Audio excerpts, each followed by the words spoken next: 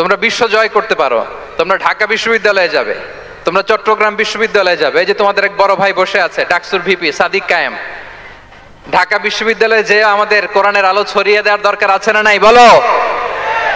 তোমরা অক্সফোর্ডে যাবে, তোমরা এমআইটিতে যাবে, তোমরা হার্ভার্ডে যাবে। আমি হার্ভার্ডে গিয়েছি, এমআইটিতে গিয়েছি। তোমরা ইয়েল ইউনিভার্সিটিতে যাবে, সেখানে যে কোরআনের আলো ছড়িয়ে দিবে ইনশাআল্লাহ। বলি সবাই আজহারি হুজুরের আগমন, প্রধান অতিথির আগমন, আহ্বান করছি।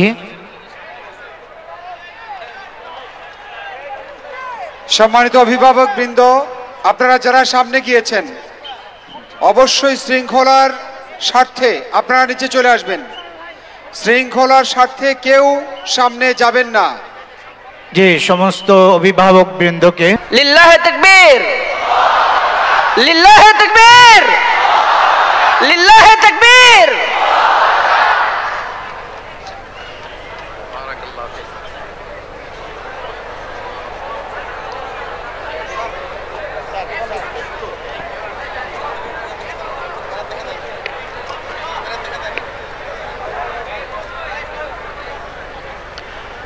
আসসালামু আলাইকুম ওয়া রাহমাতুল্লাহি ওয়া বারাকাতুহু। নাহমাদুহু ওয়া নুসাল্লি আলা রাসূলিহিল কারীম।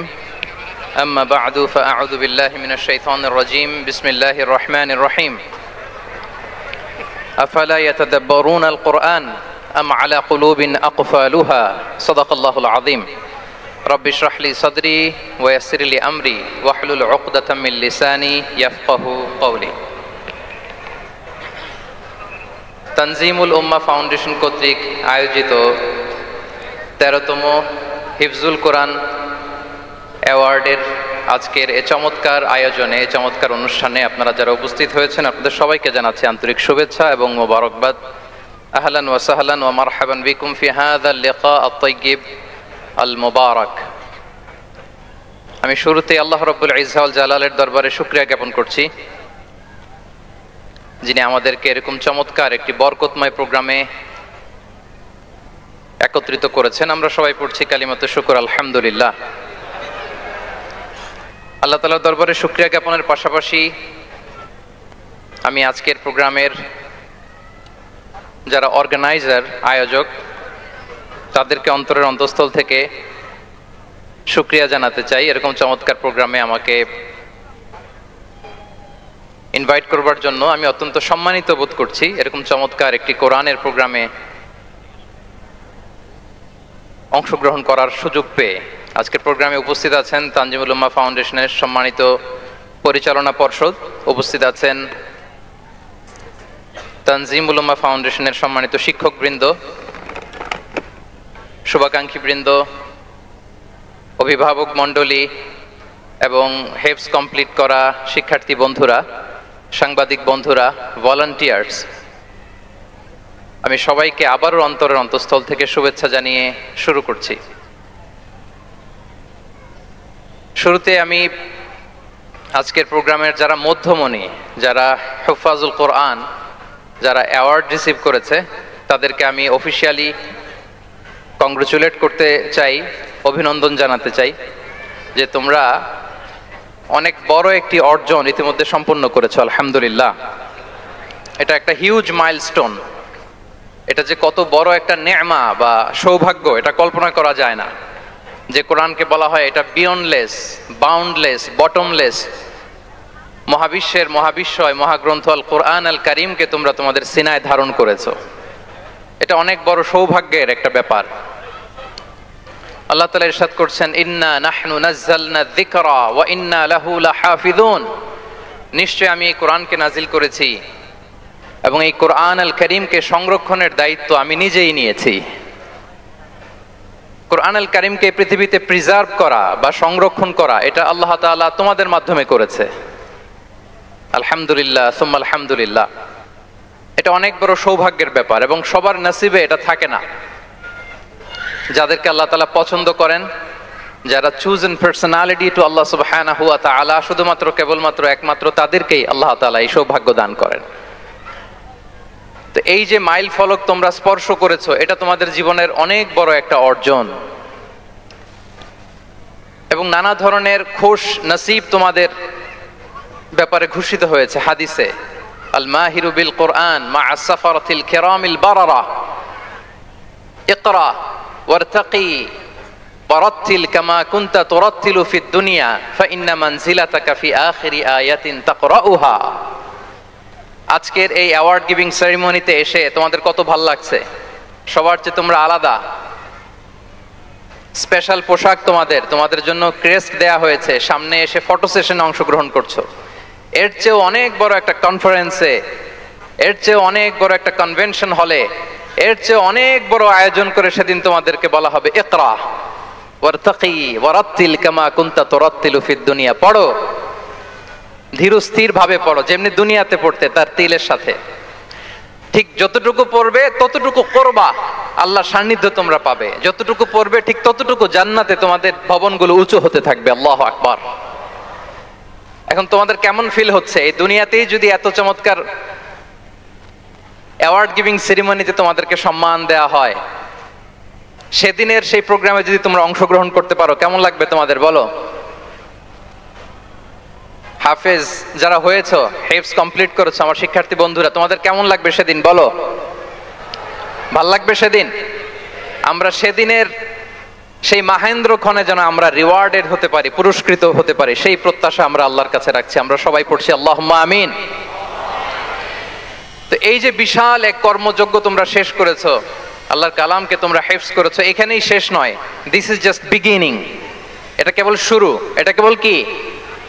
এটা কেবল শুরু। এই যে মাইল ফলক তোমরা স্পর্শ করেছো, এরপরে অনেক দূর তোমাদেরকে যেতে হবে। মাইলস টু গো, অনেক দূর যেতে হবে। এখন যেটা তোমাদের করতে হবে, কনসিস্টেন্ট রিভিশনে থাকতে হবে, মুরাজা করতে হবে এই কোরআনকে। এই কোরআনকে হেফজ করে ফেলা এটা সহজ, কিন্তু এটাকে টিকিয়ে রাখা বড্ড কঠিন। আমরা অনেক হাফেজে কোরআনদের সাথে পরিচয় হয়, তারা বলে যে শেখ হেফজ করেছিলাম কিন্তু এখন মনে নাই, ভুলে যায়। তো হেফজ করে ফেলাটা সহজ, কিন্তু এটা সিনায় রাখা মরণ অবধি, যতদিন দুনিয়াতে বেঁচে থাকি ঠিক ততদিন এই কোরআনকে প্রিজার্ভ করা, সিনাতে রাখা, এটা বড্ড কঠিন, অনেক বড় চ্যালেঞ্জ এটা তোমাদের জন্য। সো এই continuous revision of the holy Quran, এটা তোমাদের লাগবে। আল মুদাওয়ামাতু আলা কিরাআতিল কোরআন, প্রতিদিন ডেইলি বেসিসে এটা তোমাদের ডেইলি ওজিফা করে নিতে হবে। আমি সম্মানিত অভিভাবকবৃন্দ যারা আছেন তাদেরকেও বলবো যে এটা একটা টিম ওয়ার্ক, আপনাকেও হেল্প করতে হবে এখানে। আপনার বাচ্চা কোরআন তেলাওয়াত করবে, আপনাকে শোনাবে, আপনি তাদেরকে শোনাবেন। এই টিম ওয়ার্কের মধ্য দিয়ে এই কোরআন প্রিজার্ভ হবে, এটা থাকবে। এটা বড্ড জটিল। কোরআন হেফজ করা সহজ, কিন্তু এটাকে ধরে রাখা খুবই কঠিন। সো তোমাদের জন্য first and foremost reminder tonight, প্রথম রিমাইন্ডার হচ্ছে যে রেগুলার বেসিসে এই কোরআনকে মুরাজা করতে হবে, তা না হলে এই কোরআন থাকবে না। এবং আল্লাহ রাসূল সাল্লাল্লাহু আলাইহি ওয়া আলিহি ওয়াসাল্লাম তিনি ওসিয়ত করেছেন, তিনি বলেছেন তাআহাদুল কোরআন ফা ইন্নাহু আশাদ্দু তাফাল্লুতান মিনাল ইবিলি ফি উকুলিহা। তোমরা কোরআনকে ডেইলি রিভাইজ করো।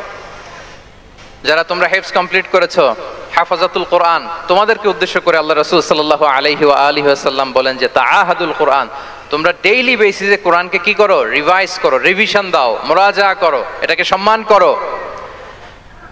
ফাইন্নাহু আশাদ্দু তাফাল্লুতান মিনাল ইবিলি ফি উকুলিহা, কেননা পোষ মানানো হয়নি এরকম কোন বন্য উট যদি এটা রশি ছেড়ে দেওয়া হয়, এটা যেমনি ছুটে পালায়, দৌড়ে পালায়, এটারে ফিরে আনা যেমনি কঠিন, কোরআন হেফজ করার পরে, মুখস্থ করার পরে কেউ যদি ভুলে যায়, ওইটারে আবার রিভাইভ করা তার চেয়েও বেশি কঠিন। তো এই জন্য ডেইলি বেসিসে রিভাইজ করতে হবে। এবং আল্লাহ রাসূল সাল্লাল্লাহু আলাইহি ওয়া আলিহি ওয়াসাল্লাম তিনিও যাতে ভুলে না যান, বারবার কোরআন পড়তেন, বারবার রিভাইজ করতেন। রাসূল সাল্লাল্লাহু আলাইহি ওয়াসাল্লামের কষ্ট হয়ে যেত, ফলে আল্লাহ তাআলা বলেছেন লা তুহাররিক বিহি লিসানাকা লিতা'জালা বিহি ইন্না আলাইনা জামাআহু ওয়া কুরআনা ফাইদা ক্বরানাহু ফাত্তাবি' কুরআনা।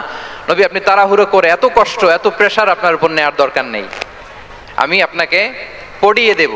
জিবরিল যখন পড়ে শুধু ফলো করেন, সেটা একবার পড়ে নিন, মুখস্থ আমি আল্লাহ করে দেব। সানুকরিউকা ফালা তানসা, আপনি আর ভুলবেন না। এরপরে আল্লাহ রাসূল সাল্লাল্লাহু আলাইহি ওয়া আলিহি ওয়াসাল্লাম রেগুলার বেসিসে কোরআন পড়তেন, সাহাবাদেরকে কোরআন শোনাতেন, আবার সাহাবাদের কাছ থেকে কোরআন শুনতেন। সো এই কোরআনকে যদি তোমরা তোমাদের সিনায় আজীবনের জন্য রেখে দিতে চাও সযত্নে, তোমাদেরকে রিভিশন দিতে হবে। এখন খুব বেশি বেশি revise and revise, revise after revise তোমাকে দিতে হবে। এবং সারা বছর কোরআনের যতটুকু নাজিল হতো, আল্লাহ রাসূল সাল্লাল্লাহু আলাইহি ওয়া আলিহি ওয়াসাল্লাম রমাদান আল মুবারাকে জিবরিল আলাইহিস সালামের সাথে রিভিশন করতেন।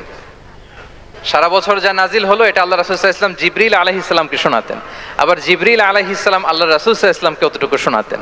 যে বছর তিনি ইন্তেকাল করবেন ওই বছর 2 বার তিনি গোটা কোরআনকে জিবরিল আলাইহিস সালামের সামনে পেশ করেছেন, শুনিয়েছেন। আবার জিবরিল আলাইহিস সালাম 2 বার আল্লাহর হাবিব সাল্লাল্লাহু আলাইহি ওয়া আলিহি ওয়াসাল্লামকে শুনিয়েছেন। আল্লাহু আকবার। তাহলে এটাই হচ্ছে সুন্নাহ। তিনি তো পৃথিবীর প্রথম হাফেজ নাকি? আল্লাহ রাসূল সাল্লাল্লাহু আলাইহি ওয়াসাল্লাম প্রথম হাফেজ ছিলেন না? উনি রেখেছেন কিভাবে কোরআনকে, প্রিজার্ভ করেছেন কিভাবে? রিভিশনের মাধ্যমে, রিভিশন এন্ড রিভিশন। তাহলে the first and foremost reminder for tonight in this ceremony for all of you today, you have to revise a lot, you have to recite a lot. প্রতিদিন recite করতে হবে, প্রতিদিন revise দিতে হবে। এটা আমাদের মনে থাকবে তো নাকি? শিক্ষার্থী বন্ধুরা আওয়াজ করো, মেক এ নয়েজ, মনে থাকবে ইনশাআল্লাহ বিইذنিল্লাহ।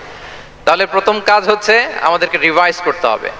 পাশাপাশি এই যে 114 সূরা তোমরা এই সিনার ভিতরে নিয়ে নিলা, মুখস্থ করে ফেললা, আল্লাহ তাআলা যা বলার তিনি সব এই কোরআনে বলে দিয়েছেন, নতুন করে আর কিছু বলবেন না। এটা তো দ্য লেটেস্ট রিভেলেশন, এরপরে আর কোনো ওহী আসবে না, প্রত্যাদেশ আসবে না। ফলে আল্লাহ তাআলা আমাদেরকে যা বলার সব বলে দিয়েছেন। মুখস্থ করার বড় কাজ এখন যেহেতু শেষ, এবার আমরা বোঝার জন্য উঠে পড়ে লাগবো। কোরআনকে বুঝতে হবে আমাদের মাতৃভাষায়। এই কোরআনের মর্মবাণী, মর্মার্থ আল্লাহ তাআলা কি ডুজ এন্ড ডোন্টস আমাদের জন্য দিয়েছেন, কি করা যাবে কি করা যাবে না সব তিনি বলে দিয়েছেন। এটা আমাদেরকে বুঝতে হবে। আমরা গত বছর একটা বই লিখেছি এক নজরে কোরআন নামে। আমরা খুব সহজে 114 সূরার সামারি, সিনপসিস এই কোরআনে নিয়ে এসেছি, এই বইটিতে নিয়ে এসেছি। ফলে কেউ কোরআনের বঙ্গানুবাদ পড়ার আগে বা তাফসির পড়ার আগে যদি এক নজর এই বইটাতে একটু চোখ বোলায়, একটু গো থ্রু করে, তার জন্য কোরআন বোঝাটা একেবারে সহজ হয়ে যাবে ইনশাআল্লাহ বিইذনিল্লাহ। এই বই ছাড়াও আরো অনেক অনেক বই সম্মানিত লেখকরা তারা লিখেছেন। আমরা যেন কোরআনের সাথে নিজেদের অ্যাটাচমেন্ট বাড়াই, মাতৃভাষায় যেন আমরা কোরআনকে বুঝি, আমরা কোরআনের অনুবাদ যেন ডেইলি বেসিসে পড়ি, কোরআনের সহজ সরল যে তাফসির আছে এই তাফসিরগুলো যেন আমরা পড়ি। এটাকে বলে তাদাব্বুর। যে আয়াত দিয়ে আমি শুরু করেছি, আফালা ইয়াতাদাব্বারুনাল কোরআন আম আলা কুলুবিন আকফালুহা, আল্লাহ বলছেন তারা কি গভীর মনোযোগের সাথে কোরআন পড়বে না? উইথ ভাস্ট কনসেন্ট্রেশন, খুব ধ্যানমগ্নতার সাথে খুব মনোযোগ দিয়ে কি তারা কোরআন পড়বে না? নাকি তাদের হৃদয়ে তালা ঝুলে আছে? আমাদের হৃদয়ের জং ধরা তালা যদি আমরা খুলতে চাই, এটা আনলক করতে হবে আল কোরআন আল কারীম দিয়ে। তাহলে প্রথম রিমাইন্ডার হচ্ছে রিভিশন। আমার প্রিয় হাফেজ ভাই এবং বোনেরা, আমরা যেন রিভিশন দেই বেশি বেশি। 2 নম্বর কথা হচ্ছে আমরা যেন কোরআনের মর্মবাণী বাংলায় বুঝবার চেষ্টা করি, কোরআনের তাফসির যেন আমরা পড়ি, আমরা যেন তাদাব্বুরে কোরআন করি, কোরআনের যে রিফ্লেকশন গুলো আছে এগুলো যেন আমরা ধারণ করতে পারি। তাদাব্বুর শব্দটা বেসিক্যালি এসেছে আরবি শব্দ দুবুর থেকে। দুবুর, দুবুর শব্দের অর্থ হচ্ছে পেছন, যে কোনো জিনিসের পেছনকে বলে, আমাদের পেছনটাকেও বলে দুবুর। তো তাদাব্বুরে কোরআন মানে হচ্ছে কোরআনের যে বাহ্যিক আয়াতের যে অর্থ, এর পেছনের যে গল্পটা, পেছনের যে রহস্য, এই আয়াতের পেছনের যে রহস্য এটাকে উদ্ঘাটন করার চেষ্টা করা, আত্মনিমগ্ন হওয়া, কোরআনের রহস্য উন্মোচনের জন্য ধ্যানমগ্ন হওয়া, খুব গভীর মনোযোগ দিয়ে with vast concentration and attention কোরআনকে পড়াকে বলে তাদাব্বুরে কোরআন। তাহলে রিভিশনের পাশাপাশি আমাদেরকে তাদাব্বুরে কোরআন করতে হবে। কি পারা যাবে তো ইনশাআল্লাহ? এই কোরআন যে তোমাদেরকে কোথায় নিয়ে যাবে তুমি জানোই না, তোমার কোনো আইডিয়াই নাই এই যে কোরআন তোমাদেরকে কোথায় নিয়ে যেতে পারে। এবং শিক্ষার্থীদের জন্য গোটা বিশ্ব খোলা, the entire world is open for you. তোমরা বিশ্ব জয় করতে পারো, তোমরা ঢাকা বিশ্ববিদ্যালয়ে যাবে, তোমরা চট্টগ্রাম বিশ্ববিদ্যালয়ে যাবে। এই যে তোমাদের এক বড় ভাই বসে আছে ডাকসুর ভিপি সাদিক কায়েম, ঢাকা বিশ্ববিদ্যালয়ে যে আমাদের কোরআনের আলো ছড়িয়ে দেওয়ার দরকার আছে না নাই বলো? তোমরা অক্সফোর্ডে যাবে, তোমরা এমআইটিতে যাবে, তোমরা হার্ভার্ডে যাবে, আমি হার্ভার্ডে গিয়েছি, এমআইটিতে গিয়েছি, তোমরা ইয়েল ইউনিভার্সিটিতে যাবে, সেখানে যে কোরআনের আলো ছড়িয়ে দিবে ইনশাআল্লাহ বলি সবাই। তাহলে শিক্ষার্থীদের জন্য গোটা বিশ্ব খোলা। তুমি জানোই না যে আল্লাহ তাআলা তোমাকে কোথায় নেবে। খুত্তাতুল্লাহি আ'যামু মিন খুত্তাতিকুম, আল্লাহর প্ল্যান তোমার প্ল্যানের চাইতে অনেক অনেক বড়। তুমি জানোই না যে আল্লাহ তাআলা তোমাকে দিয়ে কোন খেদমত নিতে পারে। সো আমরা যেন তাদাব্বুরে কোরআন করি, কোরআনে যে আল্লাহ জেমস গুলো দিয়েছেন এগুলোর সাথে নিজেদের অ্যাটাচমেন্ট যেন আমরা বাড়াই, একটু একটু করে যেন পড়ি। এবং সাহাবা রিদওয়ানুল্লাহি তাআলা আলাইহিম আজমাইন, ওনাদের হ্যাবিট এটাই ছিল, ওনারা তাড়াহুড়ো করে কোরআন পড়তেন না, একটু একটু করে পড়তেন। তোমাদের তো 2 বছর কিংবা 3 বছরে হেফজ শেষ হয়ে যাওয়ার কথা নাকি? তাদের কয় বছর লেগেছে হেফজ করতে? 3 বছর। আচ্ছা, তোমরা কি জানো ওমরে ফারুক রাদিয়াল্লাহু তাআলা আনহু উনি সূরা বাকারা হেফজ করতে সময় নিয়েছিলেন 12 বছর। আই রিপিট, আমি আবারও বলছি, সাইয়েদনা ওমরে ফারুক রাদিয়াল্লাহু তাআলা আনহু উনি সূরা বাকারা মেমোরাইজ করতে সময় নিয়েছিল কয় বছর? 12 বছর। ওনাদের অভ্যেস ছিল তারা তাদাব্বুরে কোরআন করে করে আগাতেন। 10 আয়াত পড়তেন, এটাকে মুখস্থ করতেন, এটার অর্থ বুঝতেন, এটার উপর আমল করতেন, এটাকে ধারণ করতেন, এটার উপর সাধনা করতেন, এটারে ডাইজেস্ট করা শেষ, এরপরে 10 আয়াত, আবার একই সিস্টেমে 10 আয়াত পরে এরপরে 10 আয়াত। এভাবে সূরা বাকারা শেষ করতে উনি সময় নিয়েছিলেন কয় বছর? 12 বছর। এবং যেদিন সূরা বাকারা কমপ্লিট করেছিলেন ওদিন উট জবাই করে সবাইকে খাইয়েছিলেন। সুবহানাল্লাহি ওয়া বিহামদি।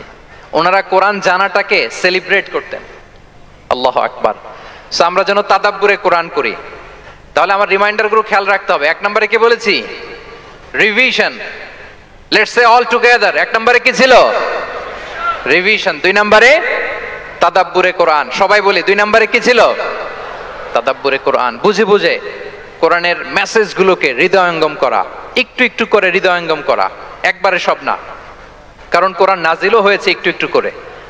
হাসাবা হাওয়াইজিল বাশার, মানুষের যত প্রয়োজন ছিল এই প্রয়োজনের প্রেক্ষাপটে চাহিদার আলোকে একটু একটু করে 23 বছরের লম্বা লং পিরিয়ড অফ টাইমে কোরআন নাজিল হয়েছে। কোরআন কিন্তু তাওরাত, জাবুর, ইনজিল কোরআনের মতো, ইনজিলের মতো, তাওরাতের মতো, জাবুরের মতো কিন্তু কোরআন একবারে নাজিল হয়ে যায়নি। তাওরাত জাবুর কিন্তু একবারে এট এ টাইমে নাজিল হয়েছে, কিন্তু কোরআন নাজিল হয়েছে কত বছরের সময় নিয়ে? 23 বছর, 23 ইয়ার্স। 23 বছরের লং পিরিয়ড অফ টাইম নিয়েছে।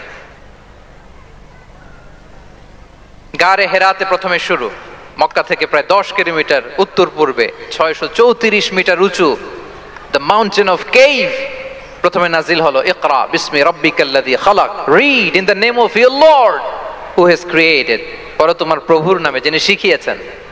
এই তো নাজিল হতে লাগলো, কখনো মক্কায়, কখনো মদিনায়, কখনো ঘরে, কখনো বাইরে, কখনো মরুভূমিতে, কখনো বাজারে, কখনো যুদ্ধের ময়দানে। রাসূল যেখানে, সাথে সাথে কোরআনও সেখানে, একটু একটু করে। আল্লাহ রাসূল সাল্লাল্লাহু আলাইহি ওয়া আলিহি ওয়াসাল্লাম উনি ওনার জীবনে, পরিবারে, সমাজে যখনই কোনো সংকটের মুখোমুখি হয়েছেন তখনই সমাধান হয়ে হাজির হয়েছে কোরআন। সুবহানাল্লাহ বিহামদি। যখনই সংকট তখনই কি? কোরআন। যখনই কোনো প্রবলেম ফেস করেছেন কোরআন, কারণ কোরআন হচ্ছে দ্য প্রবলেম সলভিং মেথডোলজি। যখনই সমস্যা সমাধান নিয়ে হাজির হয়েছে কোরআন। তাহলে আমরা যেন তাদাব্বুরে কোরআন করি। পৃথিবীর সবচাইতে ইন্টারেক্টিভ বুক এটা, একটু একটু করে নাজিল হয়েছে, খুবই জীবন ঘনিষ্ঠ। তোমরা যত পড়বে, যত রিসার্চ করবে, যত এক্সপ্লোর করবে, তত এই জ্ঞান, এই নলেজ, এই রহস্য তোমাদের কাছে ধরা দেবে। তাহলে 1 নম্বরে হচ্ছে রিভিশন, 2 নম্বরে হচ্ছে তাদাব্বুরে কোরআন, যেটা বলেছি যে এটা ইন্টারেক্টিভ বুক। যখনই রাসূল সাল্লাল্লাহু আলাইহি ওয়াসাল্লাম সমস্যার সম্মুখীন হয়েছেন তখনই কোরআন আলোকবর্তিকা হয়ে হাজির হয়েছে। এবং কোরআনকে আল্লাহ আলো বলেছেন অনেক জায়গায়, ওয়ানসালনা ইলাইকুম নূরাম মুবিনা, নূর বলেছেন আল্লাহ তাআলা, এটা আলোকবর্তিকা। কিতাবুন আনসালনাহু ইলাইকা লিতুখরিজান নাস মিনাজ যুলুমাতি ইলান নূর, অন্ধকারাচ্ছন্ন মানুষগুলোকে আলোর পথে নেয়ার জন্য আল্লাহ তাআলা এই কিতাবকে পাঠিয়েছেন, ক্রাইটেরিয়ান করে পাঠিয়েছেন। এই কোরআনের সাথে যদি আমার প্রিয় শিক্ষার্থী বন্ধুরা তোমাদের অ্যাটাচমেন্ট গড়ে ওঠে, সারা জীবনের জন্য তুমি সেফ। It's a criterion. কোরআন পড়লে, কোরআন জানলে কোনটা সত্য কোনটা মিথ্যা কোরআনের লেন্স দিয়ে তুমি পরখ করতে পারবে। এটাকে আল্লাহ তাআলা বলেছেন আল ফুরকান, তাবারাকাল্লাযী নাযালাল ফুরকানা আলা আবদিহি লিয়াকুনা লিল আলামিনা নাযীরা। ফুরকান মানে the criterion, it differentiates between right and wrong, কোনটা সত্য কোনটা মিথ্যা, কোনটা ভালো কোনটা মন্দ। এটা কোরআনের লেন্স দিয়ে যদি তুমি পরখ করো তোমার জন্য গোটা বিশ্বটা সহজ হয়ে যাবে, কোনটা সত্য তুমি সহজেই বুঝতে পারবে। তাহলে আমরা ডেইলি বেসিসে রিভিশন দিব, আমরা কোরআনের সাথে নিজেদের অ্যাটাচমেন্টকে বাড়াবো, রেগুলার বেসিসে আমরা তাদাব্বুরে কোরআন করব। কি করব? তো ইনশাআল্লাহ সবাই একসাথে আওয়াজ করে পড়ে ইনশাআল্লাহ। বিশাল এক কর্মযজ্ঞ তোমরা শেষ করেছো, এবার নতুন কর্মযজ্ঞের পথে তোমরা হাঁটবে। কোরআন তোমরা মেমোরাইজ করেছো এবং এখন জ্ঞানের অন্যান্য যে ব্রাঞ্চ আছে, শাখা প্রশাখা আছে, সেগুলোতে তোমরা বিচরণ করবে। জ্ঞানার্জনের একটা মূলনীতি তোমাদের সাথে আজকের এই প্রোগ্রামে শেয়ার করে আমি আমার সংক্ষিপ্ত আলোচনা শেষ করব। এটা ইসলামিক জ্ঞান হোক কিংবা কনভেনশনাল জ্ঞান হোক, জ্ঞানার্জনের জন্য তিনটা বিষয় অপরিহার্য, এটা আমাদের খেয়াল রাখতে হবে। আমি তোমাদের মনোযোগ আকর্ষণ করছি, তিনটি জিনিস জ্ঞানার্জনের জন্য অপরিহার্য। এক নাম্বার হচ্ছে বিনয়, দুই নাম্বার হচ্ছে সফর, তিন নাম্বার হচ্ছে সবর। আই রিপিট, আমি আবারও বলি, জ্ঞানার্জনের জন্য তিনটা জিনিস লাগে, এটা যে কোনো জ্ঞান হোক, লাগবেই, ইটস এ মাস্ট, কম্পালসারি। এক নম্বরে হচ্ছে বিনয়, দুই নম্বরে সফর, তিন নম্বরে সবর। এবার আমি জিজ্ঞেস করি, তোমাদের মুখ থেকে আমি শুনতে চাই, বলো জ্ঞানার্জনের জন্য অপরিহার্য বিষয় কয়টা? এক নম্বরে বিনয়, দুই নম্বরে সফর, তিন নম্বরে সবর। এই তিনটাই লাগবে। বিনয়ী হইতে হবে, ডাউন টু আর্থ হইতে হবে। বিনয়ী না হলে, মুতাওয়াদি না হলে আল্লাহ তাআলা এলেমের নূর দিয়ে ওই ব্যক্তিকে ধন্য করেন না। বিনয়ী হইতে হবে। বলা যাবে না যে আমি সব শিখে ফেলছি, আমি সব জানি, আসলে কিছুই জানি না, আসলে কিছুই জানি না। অনেক পড়াশোনা করার একটা বড় সুবিধা হচ্ছে আমি যে কিছুই জানি না এটা জানা যায়। যারা অনেক পড়াশোনা করে, গভীর জ্ঞান অর্জন করে, অনেক পড়াশোনা করার একটা বড় ফায়দা হচ্ছে যে এটা জানা যায় সব শেষে যে আমি কিছুই জানি না। আবুন নাওয়াস একটা চমৎকার কবিতা লিখেছেন, উনি বলেছেন, ফাকুল লিমান ইয়াদঈ ফিল ইলমি ফালসাফাতান হাফিজতা শাইআন ওয়া গাবাত আনকা আশিয়াউ। যে বলে যে আমি সব জানি, তুমি তার বৃদ্ধাঙ্গুলি দেখিয়ে বলো তুমি কিছুই জানো না, তুমি অল্প কিছু জেনেছো। মহাবিশ্বের অনেক রহস্য তোমার কাছে এখন অধরা, এখনো অধরা, অজানা। ওয়া ফাওকা কুল্লি যী ইলমিন আলিম, জ্ঞানীর উপরও জ্ঞানী আছে, জাননেওয়ালার উপরও জাননেওয়ালা আছে। তাহলে বিনয় যেন আমাদের পোশাক হয়, আমরা যেন বিনয়ী হই। আমরা যার কাছ থেকে নলেজ নিব, ইলম নিব, তার কাছে বিনয়ী হইতে হবে। যেই পাত্রে পানি ঢালবো এটা থাকবে নিচে, আর যেই গ্লাস থেকে ঢালা হবে ওইটা থাকে উপরে। মুসা আলাইহিস সালাম একবার বনি ইসরাইলের মাঝে আলোচনা করছিলেন, হঠাৎ এক লোক বলে যে ইয়া নবী আল্লাহ মান আ'লামু ফিল আরদ, বর্তমান পৃথিবীতে সবচেয়ে বড় জ্ঞানী কে? তো মুসা আলাইহিস সালাম খুব বেশি ভাবনা চিন্তা না করে হুট করে বলে ফেললেন, আনা, আমি সবচেয়ে বড় জ্ঞানী। এটা ভুল বলেন নাই, কারণ যাকে আল্লাহ তাআলা ওহির জ্ঞানে ধন্য করেন তিনিই তো সবচেয়ে বড় জ্ঞানী। তো উনি হুট করে বলে ফেলছেন, আনা, আমি সবচেয়ে বড় জ্ঞানী। তো আল্লাহ তাআলা এই রেসপন্সটা, এই আনসারটা পছন্দ করেন না। আল্লাহ তাআলা চাচ্ছিলেন মুসা আলাইহিস সালাম যদি বলতো যে আল্লাহই ভালো জানে বা আল্লাহু আ'লাম, আল্লাহই সবচেয়ে জ্ঞানী, এটা আল্লাহ পছন্দ করতেন। তো উনি যখন বলে ফেলছেন আমি, আল্লাহ বলে, না মুসা, তুমি যে বলে ফেললে আমি সবচেয়ে বড় জ্ঞানী, তুমি তো সবচেয়ে বড় জ্ঞানী নও, তোমার চেয়ে বড় জ্ঞানী আছে। শুনে তো মুসা আলাইহিস সালাম অবাক, কি আমার চেয়ে বড় জ্ঞানী কোথায়? আল্লাহ বললেন, ইযহাব ইলা মাজমাইল বাহরাইন, দুই সাগরের মিলনস্থলে যাও, ওখানে আমার এক বান্দা আছে ইসমুহু খাদির। ওই খাদির, যারে আমরা বাংলায় খিজির বলি আর কি, এই খিজির তোমার চেয়েও জ্ঞানী। আল্লাহু আকবার। আপনারা সূরা কাহফের তাফসীর পড়লে জানতে পারবেন। গেলেন, নৌকার মধ্যে বসা, হঠাৎ একটা চড়ুই পাখি এসে সাগরের পানি খাচ্ছে। অনেক, to make the long story short, বড় স্টোরিকে আমি ছোট করে বলছি। দুইজন নৌকায় বসা, একটা চড়ুই পাখি এসে সাগরের পানি খায়। তো খিজির আলাইহিস সালাম বললেন, মুসা, চড়ুই পাখিটা দেখতে পাচ্ছ? মুসা আলাইহিস সালাম বললেন, হ্যাঁ দেখতে পাচ্ছি। চড়ুই পাখি যে পানি খেলো এইমাত্র, এটা দেখেছো? হ্যাঁ দেখেছি। পানি খাওয়ার কারণে চড়ুই পাখির চঞ্চুতে, মানে ঠোঁটে যে একটু সাগরের ছিটে ফোটা পানি লেগেছে, দেখেছো? মুসা আলাইহিস সালাম বললেন, হ্যাঁ দেখেছি। তো খিজির আলাইহিস সালাম বললেন, এই যে সাগর থেকে, মহাসাগর থেকে পানি খাওয়ার কারণে চড়ুই পাখির ঠোঁটে সামান্য সাগরের ছিটে ফোটা পানি যতটুকু ঠোঁটে লেগে আছে, এটা হচ্ছে তোমার, আমার আর মহাবিশ্বে আমরা যারা আছি সবার জ্ঞান। আর এই পড়ে থাকা মহাসাগরের পানি হচ্ছে আল্লাহর জ্ঞান। চড়ুই পাখির ঠোঁটে লাগা পানি তোমার আমার আর পৃথিবীর সবার, আমাদের যে জ্ঞান আল্লাহ দিয়েছেন এটা। আর মহাসাগরের পানিগুলো কার জ্ঞান? ওমা উতিতুম মিনাল ইলমি ইল্লা কালিলা। আল্লাহ বলেন একেবারে একেবারে ভেরি লিটল, যত সামান্য জ্ঞান দিয়ে আমি তোমাদেরকে দুনিয়ায় পাঠিয়েছি। এজন্য আমি সব জানি, এটা আজকে থেকে আমরা আর বলবো?